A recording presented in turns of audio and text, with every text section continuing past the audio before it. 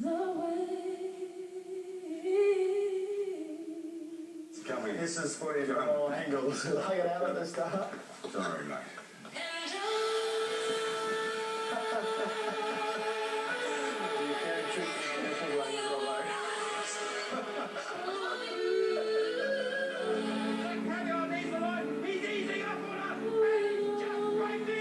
It's the commiserations to see your girlfriend finally put out the place. It's a celebration day.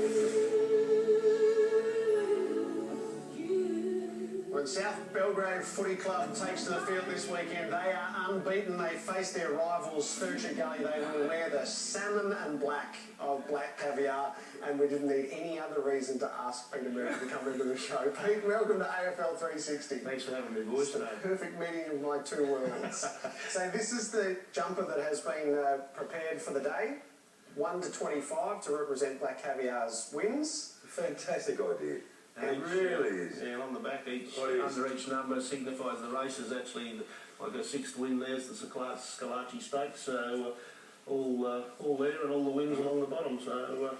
And this is your footy club, Pete. You are a man of Belgrave South, aren't you? Yeah, no, I'm very passionate. If you ask me what football team I follow, it's the South Belgrave Football Club. So, no, it's going to be an interesting and terrific day up there on Saturday. And like you say, we're 6-0. The boys are flying this year, and we're taking on Ferntree Gully in the local derby, and they're undefeated also.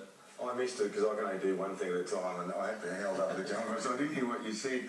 Did you offer, or did they ask? What's that? The football club. Offer what? To wear the colours, you know?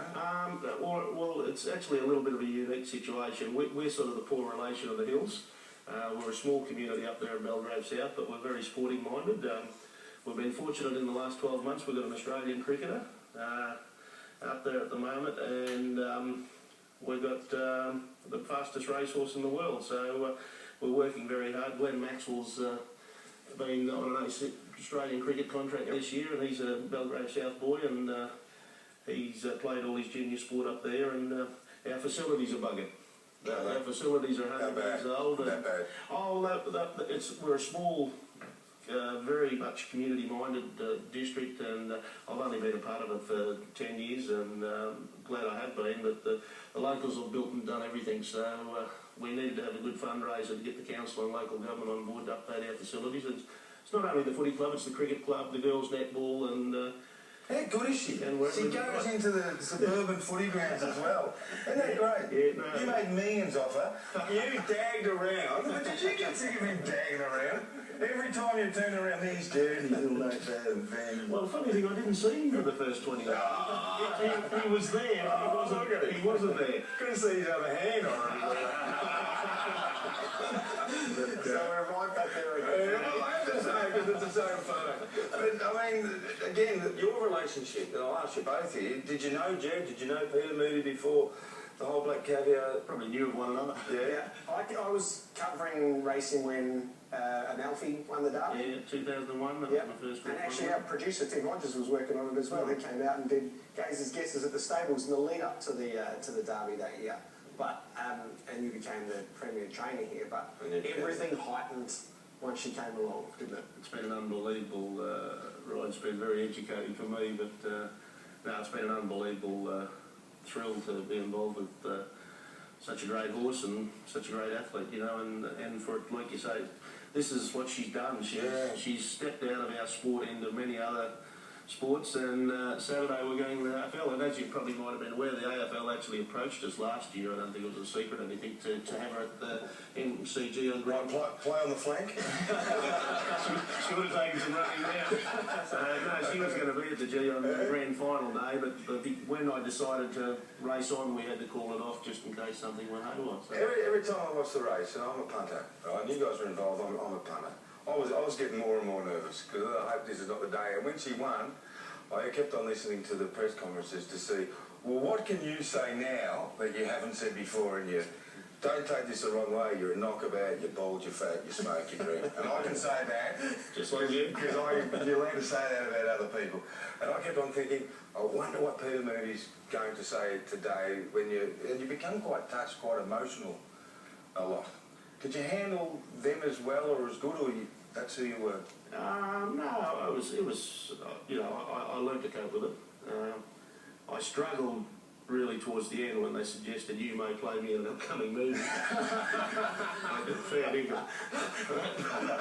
That upset me on the inside.